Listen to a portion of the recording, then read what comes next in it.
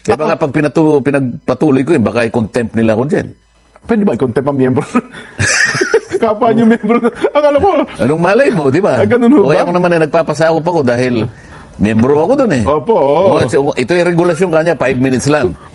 First time sa history po na miyembro ng Kongreso. Sabi ko, nagbibiro pa nga ako eh, nung nilapitan ko sila. Ang bigat pala rito ka ako sa Quadcom. Opo. Alam mo, pagka ako'y nandun ako sa hearing ni Kong Akop, Transportation Committee. Aha. Isang oras ang ano ko dun eh. Oo. Isang oras ako dun eh. Napapanood yung mga tanong Diba? nyo dun, oo. Pag nandun naman ako kay Congressman Paduano, Oo, accounts yung naman yun. public accounts, Opo, oo. unlimited ako doon. Nako, oo. Dito pala ako, 5 minutes. Wala. Ang dami yung miyembro doon. Kasi doon, ang dami nyo. At nauwi lahat ng usapan doon sa, well, may humarap kayong testigo doon. Anyway, sa ibang araw siguro, pag-usapan natin yan. Ang latest din pala kahapon ko, mukhang pati pala si Secretary Harry Roque naipakontem at naipakulong para sa Kongreso. Napalitaan nyo ba yun? Hindi yata siya nakulong, nakikinig ako eh. Oho. Parang sabi, kinontempo, 24 hours atang... Hindi, parang yung huling dinig ko, Opo. palagay ko yun ang pinaka nangyari. naging final, okay? Ikukulong siya ng 24 hours. Opo. Huwag muna natin pag-usapan kung tama yun o hindi. Opo, opo. Basta yun po, yun sa punto ang na pinag-uusapan natin kung nakulong o hindi. Opo. Oho.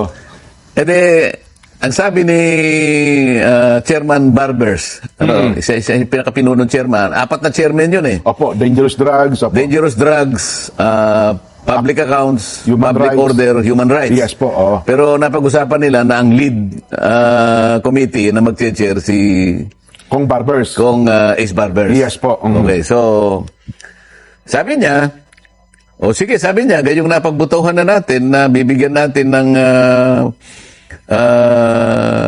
detention period si Opo. Atty. Harry. Roque. Opo.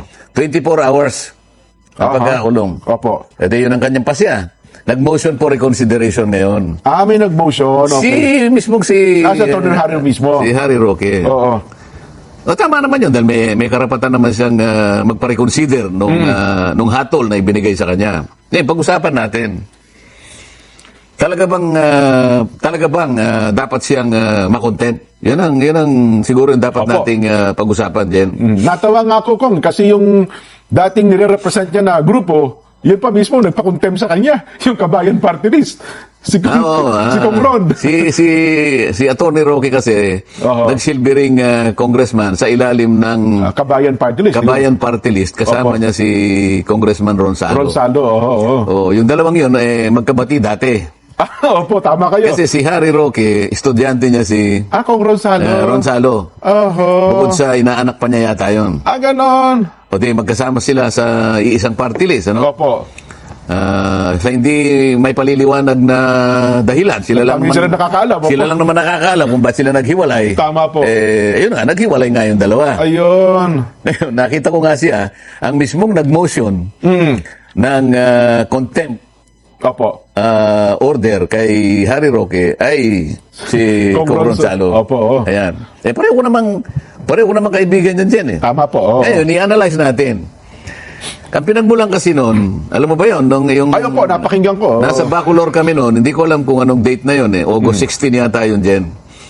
Isa sa mga resource persons ay si Atty. Roque. Oho. Ngayon, parang nagpadala yata ng excuse letter sa Quad Committee Secretary na hindi siya makadadalo sapagkat yung araw na yun nag-conflict sa isang hearing niya Sa Maynila po. Oo. sa isang RTC sa Maynila. Yes, oho.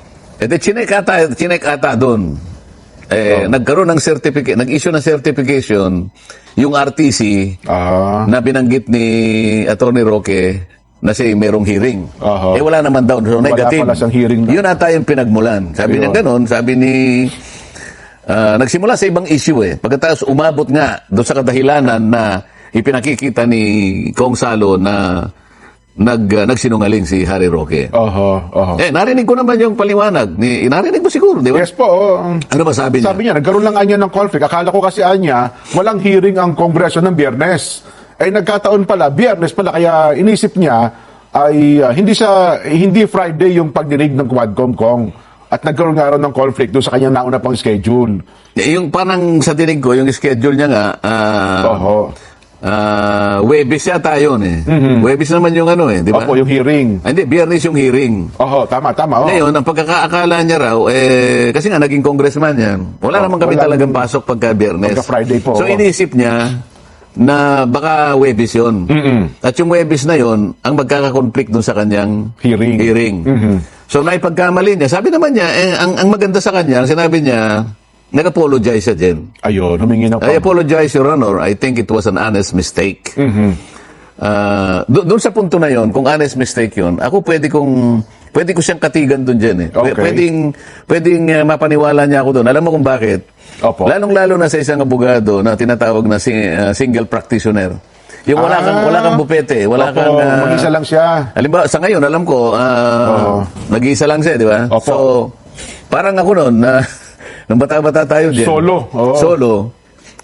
Tayo yung gumagawa ng pleading, tayo yung pati schedule, tayo lahat. nagpapail ng gagawa ka ng pleading, ikaw ang magpapail kung minsan naman dahil kulang ka sa panahon, ipapail mo sa pagitan ng korte, Opo. ay sa pagitan ng postal office. Papadala. Ako pa yung magano sa postal. Pagpupunta ka sa korte, ako yung driver.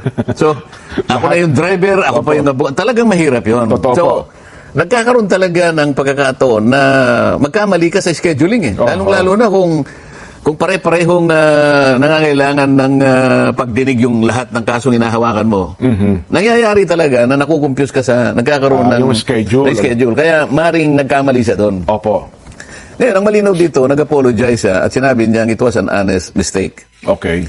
So, yun siguro yung dapat na pinroses nila dyan. Humingi ng dispensa. Opo. So, paghingi mo ng dispensa at pagkatapos nandun siya, pinresenta niya yung sarili niya, para sa akin, nawala yung elemento ng disrespect. Ibig sabihin, Opo. ginalang pa rin niya yung Kongreso, yung mga komite. Opo. Oo. Kaya lang, iba yung pananaw nung nakararami na parang sa tingin nga ni siguro ng iba na observers. Opo. Teka mo na, masyado naman yatang inipit yung tao, di ba? Oho. Ngayon, may nagsabi pa nga, si Congressman Dasa. Paul Dasa. Pinilit ni Congressman Dasa na sabihin na, Northern Samar. Opo. bigyan naman natin na ika ng konting parang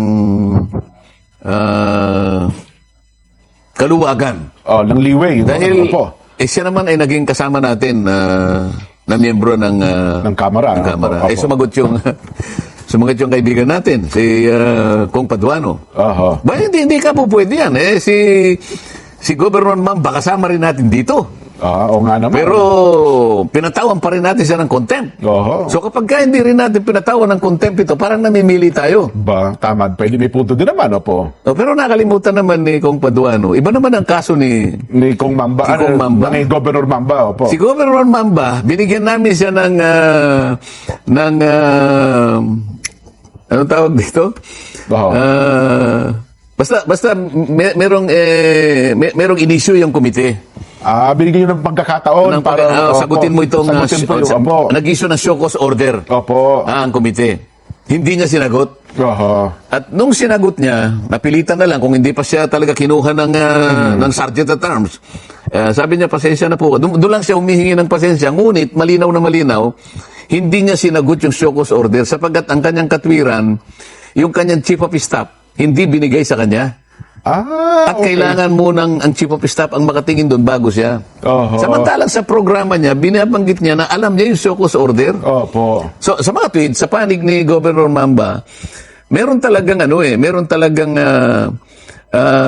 deliberate na hindi pagsagot doon sa show cause order. Hindi talaga Kaya niya napilitan ngang pumunta yung Oho. Kaya napilitan pumunta yung Sergeant at Arms, may kasamang Doon sa mga pulis sa Kapitolyo. na talagang kunin siya, dalhin sa House of Representatives. Hindi naman yun ang kaso ni Harry Roque. Siya naman nagpunta talaga. Oo. Kaya sa tingin ko, malayo naman yung kondisyon Oho. na akma kay Governor Mamba na dating kasama Dating namin. congressman, opo. Natin so kay Harry Roque. Doon sa punto na tumitira si Harry Roque kanya, minamalay niya yung Congress. Alam mo, dalawa yung katauhan ni Harry Roque. Isang abogado at saka isang masasabi nating broadcast journalist. Opo. Meron siyang sa radyo eh. Totoo, may So, programa pag din po nasa siya, radyo siya, ginagamit niya yung karapatan niya na bilang broadcaster. bilang siguro. broadcaster Oho. sa ilalim ng karapatan magpahayag. Opo. Ayan ang ginagamit niya. Pero pag nandun naman siya sa Law Kongreso, practice niya. hindi naman niya minamalay ng House of Representatives Ayun. bilang isang institution. Maaring may binanggit siya ng mga ilang members, pero yung mga miyembro, hindi yun ang kumakatawan sa institution. Eh. Oho. Ang institution as a whole, ay dapat igalang yon. Totoo. Ngayon, kung may binatikos na member, ibang usapan yon. Ayun, oho. So, hindi po siya nakulong para ng 24 oras. Na, Palagay ko hindi pa, Mukhang sapagkat hindi. ang Oho. sabi ni Chairman Barber, kailangan nating pagbutuhan uli ito. Yung Ayun. kanyang motion for reconsideration. Eh, nung magbubutuhan na, wala na yata ang quorum. So, magkumusta na ng quorum. Alam nila kung may quorum o wala eh. Oho. Yung quorum kasi, 1/5 Opo. noong membro ng bawat isang Bansang komite. kinakatawan na komite. So, apat na committees yun eh. Opo. So, ang bawat isang committee, yung 1/5 ng membro, dapat nandun. Okay. Kung sakaling yung isang membro ay membro rin ng isa, Opo. para na rin siyang nandun sa dalawa. So, plus one po siya. Oo, okay pa rin yun. Ayun. Ay, nako. Well, anyway, ang tabihan na lang natin kasi mukhang mahaba-haba pa yung usapin na yan. Yung usapin ng kung saan sana po napunta yung investigasyon ng Quad Committee at ngayon marami na rin mga natutuklasan.